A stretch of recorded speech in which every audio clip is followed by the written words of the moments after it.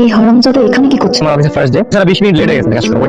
এই টাকাটা রাখো, চাটা খেয়ে উঠে তাহলে যে বাইকের চাবি বাইকটা সরাই, ওকে? এই অহংকারী বদমাশ যে ম্যাডাম যে, হ্যাঁ, দুটো থাপ্পড় খেয়ে আপনার শিক্ষা হয় নাই? কে আপনি? পরিচয় কি আপনার? মামলা করবা? এটা আমার ব্যাপার। ছোট লোক, তোর মরার কোনো জায়গা ছিল না, সামনে এসে মরতে গেলি কেন তুই? আমার গায়ে গাড়ি লাগাতে পারে, আমার থাপ্পড় মারলাম। চুপ, দেখে শুনে রাস্তা পার হতে পারিস না? ঠিকই তো আমার কাছ থেকে জরিমানা আদায় করে নিতি। হ্যাঁ, আমার খুব ভালো করে জানা আছে। গেছিস, এখন আমার সাথে তর্ক করতেছিস, আরেকটা থাপ্পড় লাগিয়ে দিবি। এই যে ম্যাডাম, সমস্যা কি আপনার? এই পোশাক পরে কি গরিব মানুষদেরকে মানুষ মনে করেন না? সেই কৈফিয়ত আপনাকে কেন দিব? আপনি আপনি অন্যায় করছেন, বলে সরি বলেন। সরি বলবো? আমি এই ছোট লোককে সরি বলবো? তোর সাহস কি করে হয় আমাকে এই কথা বলার? How dare you! কানের নিচে একটা দিলে না, তখন বুঝতে পারবেন জনগণের শক্তি কেমন লাগে। ছোটদের বাচ্চা, তো আমি চাইলে না হাতটা দুম করে একদম ভেঙে দিতে পারবো। চল, তোর কিছু করতে এরকম করার আগে আজকের দিনটা মনে রাখ। বলো যে আজকে আমার ইন্টারভিউ, তাহলে এত সহজ করে ছাড় মাইন্ডে। তবে আমার দিকে মদন কাছে চলে দেখে এটা। তুই যদি অ্যাক্সিডেন্টটা না করতি, আজকে সবার সামনে আমাকে এমন অপমানিত হতে হতো না। ও হ্যালো, আমি হোন্ডা একদম মারা ম্যাডামের গাড়ি যাওয়ার জায়গা। এখানে তো কোনো জায়গায় লেখা নাই ম্যাডামের গাড়ি রাখার জায়গা। হোন্ডা মানে বাসের পরে আমি ফ্রি আছি, তুমি চাইলে অপেক্ষা করতে পারো, তখন আমরা চাকরি থেকে কথা বলবো। এটা সাথে ইডিয়েট। ম্যাডাম, কোর্স করা আমার এখানে কোনো দরকার নেই। বের হও। না ম্যাডাম, আমার মাফ করে দেন, এবার মতো মাফ করে দেন। গরিব ছিল কেমন করে? সবাই জানে আমি এক কথা মানুষ, আমার কিছু করার নেই। ঠিক আছে ম্যাডাম, আমি চলে গেলাম। আমার ইন্টারভিউ ছিল, ছিল 10টা, 10:30 বাজতেছে। হবে না, আপনি জানেন। সুন্দর মেয়েদের মুখে না এরকম খারাপ বিহেভিয়ার মানে। আপনার কাজ করেন, একটা সুন্দর হাসি। ফ্লার্টিং না? অ্যাকচুয়ালি ফ্লার্ট করছিলাম, করছিলাম। জি ম্যাম, আজকে একটা ছেলের ইন্টারভিউ দেওয়ার কথা ছিল। ওয়াসি? জি ম্যাম, 10টা বাজে এসেছিলেন না তো, এই জন্য আপনার জন্য অপেক্ষা করছে। পাঠিয়ে দেবো ম্যাম? পাঠিয়ে দাও। যান, ম্যাডাম আপনাকে ডাকছে। আসবো? তুমি কোম্পানি বস? চোখ কপালে থেকে নাকি? তো কপাল পেকে দিলাম বস, কে না কে হবে, কিভাবে ইন্টারভিউ দিব? সকালে তো রাস্তায় তোমার সাথে তর্ক করবে, তাই না? এই প্রথম কি আমাকে চরমে কোম্পানিতে চাকরি হবে তুমি ভাবলে কি করে? আমি 100% এগিয়ে বাবু বাবা সুপারিশ নিয়ে এসেছেন, আমাকে চাকরি না দাও কোনো সমস্যা নেই, আমি এখান থেকে বেরো। আমার স্টাফদের বলবো যে আজকে তবে সকালে থাকবে। Choice is yours. আসলে তুমি আমাকে জবটা দিবে নাকি তোমার মানুষ তোমার খারাপ? কে আমি বেতন থেকে সুপারিশ করলো? আমি এটাই বুঝতে পারি। ভালো আছেন? ওয়ালাইকুম আসসালাম। তোমাদের তো চিনলাম না, তোমার যারা চিন্তাইকারী চিন্তাই করো রাস্তাঘাটে ভদ্রলোকের মতো পকেটে মানি ব্যাগ মোবাইল আছে, সব দিয়ে দেন, নাই তো তাড়াতাড়ি সব ফালাই দেন। একটা এই না গেল আপনার মানি ব্যাগ। তোমার তো অনেক ক্ষতি হয়ে গেল বাবা। সামান্য মানি ব্যাগ কোনো টাকা আছে? সামান্য 3-4 হাজার টাকা আছে আর কি। কি যে বলেন আঙ্কেল, বেকার ছেলে গেছে 3-4 হাজার টাকা অনেক কিছু। আমিও এক সময় বেকার ছিলাম, অনেক কষ্ট করেছি জীবনে। তুমি কি চাকরি করবে? তো চাকরির জন্য ঘুরছি। বলে আমি তোমাকে একটা কার্ড দিচ্ছি, এই কার্ডটা নিয়ে অফিসে যাবে, ঠিক আছে? হলেই চাকরি কনফার্ম। কি বলেন, চাকরি কনফার্ম না? ওটা আমারই অফিস, আমার মেয়েই দেখে মাঝে মাঝে বসি, এই ভদ্রলোকের মতো বেঁচে আছে। আঙ্কেল তাহলে আমি কালই যাবো।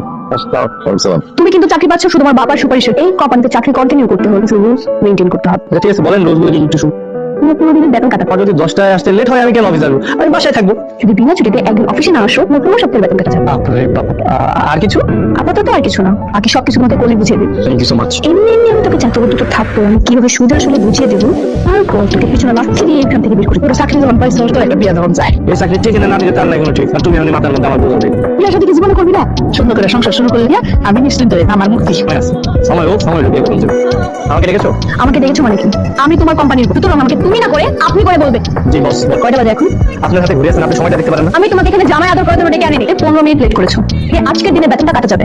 মানে আমি যদি লেট করে থাকি তাহলে আপনিও লেট করছেন। তোমাদের সাথে আমার তোমার হয়েছে কেন? লেভেল দেখে তারপর কথা বলবা তুমি নেক্সট টাইম। মানে অফিসের বস যদি লেট করে আসে তাহলে কর্মচারীরাও কিন্তু লেট করার সুযোগ। আমি তোমাকে সাবধান করার জন্য ডেকেছি। 3 দিন এমন লেট করে আসো, অন্যদিন চলে আসবে। তোমাকে চাকরি থেকে গাঁট ধাক্কা দিয়ে বের করে দাও। জন্মের পরে কি কখনো মধু খান নাই? আপনার ফেসটা তো দেখে খুব ভালো লাগে, কিন্তু ওটা একটু নরম করেন, একটু সফট হন, হৃদয়বান হন, তাহলে তো ভালো লাগে ব্যাপারটা। Get out, get out. হ্যাঁ যাচ্ছি যাচ্ছি। আমার কি কাজ দাম কিছু নাই নাকি? আমি গর্ব করতে আসছি।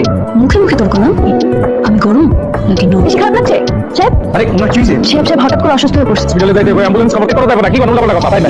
আরে চাকরি থাকবো না, বললাম তো। বলছি না তো থাকেন।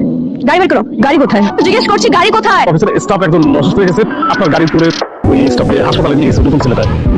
বিশেষ করে ম্যাডাম আমি চাবি দিতেছেন, আমার কাছে জোর করে চাবি নিয়ে গেছে। তুই না দিলে জোর করে নিয়ে যাই কি করে? আগে কেন বললি না আমাকে? ডাক্তার বলেছেন স্বাভাবিক আছে, কোনো সমস্যা নেই। ম্যাডাম আপনার গাড়ি চাপ। ড্রাইভারকে মেরে জোর করে আপনি আমার গাড়ি নিয়ে গেছেন কেন? আমার গাড়ির দাম দেয়, গাড়ি থেকে একটা মানুষের জীবনের মূল্য অনেক বেশি না, একটা মানুষের জীবন ফিরিয়ে আনতে পারবেন। থাক, কে দাঁড়িয়ে গরিবদের মুখ থেকে লেকচার শুনতে আসেন? নাকি অফিসে কখনো চাকরি করতে আসবেন না? আপনার চাকরি নয়।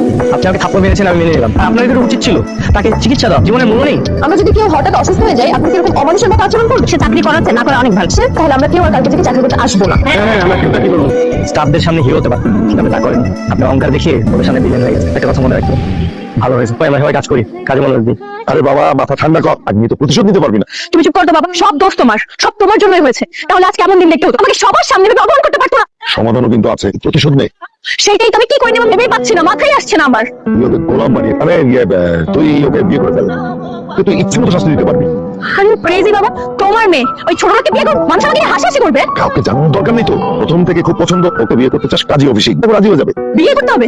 বিয়ে করে শাস্তি দেওয়ার মতো ইউনিক বুদ্ধি কিন্তু তুই আর কোথাও বাপ হিসাবে তোকে আমি বুদ্ধিটা দিলাম। অফিসের মালিকের মেয়ের সঙ্গে আমি প্রেম করবো, কি পাগল হয়ে গেছেন? মালিকের মেয়েকে ভালোবাসা যায় না, আমার কি ভালোবাসার কোনো অধিকার নেই? তা অবশ্য আছে, তাই বলে খুঁজে খুঁজে আপনি আমাকে আপনার চরম সুখ তুমি আমার সবার সঙ্গে চোখ খুলে দিয়েছো, তো খারাপ ব্যবহার করতাম, ছি, সবাই আমাকে এতটা ঘৃণা করতাম, তখন বুঝতেই পারি তুমি আমাকে সেটা বুঝিয়ে দিয়েছো। বোঝার জন্য অনেক অনেক থ্যাংক। আমাকে বিয়ে করতে চান, আপনার বাবা চৌধুরী সাহেব রাজি হবেন? আমাকে কিন্তু ঘাড় ধাক্কা দিয়ে অফিসে দিবেন। আমি তোমাকে হারাতে চাই, আজ অফিসে যাই তারপর বিয়ে করবো, বাবা কখনো আমাকে ফিরিয়ে দিবে না। অনেক বিশ্বাস করে আমাকে চাকরিটা দিয়েছে, এটা আমি করতে পারবো। কত মনমানসিকতার ছেলে আজকাল এই পৃথিবীতে খুব কমই আছে। তুমি প্লিজ রাজি হয়ে যাও, না করো না, করো কিন্তু না, তুমি রাজি হয়ে যাও, তো শুধু বিয়েটা করি, তোর জীবনে পুরো জাহান্নাম বানিয়ে ফেলবো। চল না আমরা আজকে বিয়ে করে ফেলি। আজকে বিয়ে করবে? না করো না প্লিজ। ঠিক আছে। কি অবস্থা, আমি কি এখানেই থাকো? হ্যাঁ আমি তো এখানেই থাকি, শৈশব কৈশোর যৌবন সব তো এখানেই কাটতে। যৌবন কাটছে মানে? আমি কিন্তু এখানে থাকতে পারবো না, তোমাকে আমি আগেই বলেছি, এখান থেকে আমাকে তাড়িয়ে নিয়ে যাও। তুমি তো নিজে আমার পছন্দ করে বিয়ে করছো, তুমি জানতে আমি গরিব। হ্যাঁ জানি কথা, দেখা করে আমরা চলে যাবো, ঠিক আছে? কেডা তোর বউ নাকি রে? এত সুন্দর টুকটি দেবো, ভাবি যাবি জিতছ ফাটা ফাটি। এই বলো অশিক্ষিত কোন দেশের জমিদার মাইয়া তুমি? হ্যাঁ তুমি তোমার মাকে দেখো নাকি আমি চলে যাবো এখান থেকে? আরে এই যে আমার ছেলের বউ, মাশাআল্লাহ এত সুন্দর, আমি তো মনে করছি যে কারণে কারণে বিয়ে করে নিয়ে আসমানের পরি। শাশুড়ি আম্মা, আমরা কি এখানে দাঁড়িয়ে কথা বলবো? ঘরে চলো। ঘরে যাবো মানে? তুমি এখানে যা বলো বলো, আমরা এখান থেকে চলে যাবো। থেকে চলে যা। চলো না।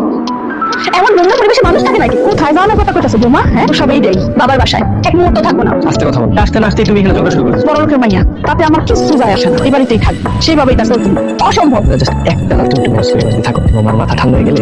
এমন নোংরা পরিবেশে আমার এক রাত থাকতে হবে। তোমরা আমাদের খারাপ কি রাখো নাকি ধাতাম সাথে তো? হ্যাঁ বাসার পর সবাই দেবো না, তাদের ফুল নিয়ে আসো। চল থেকে বলবে বাবা, এখন তো আমার নিজেই তোমার টেন করে যাচ্ছে।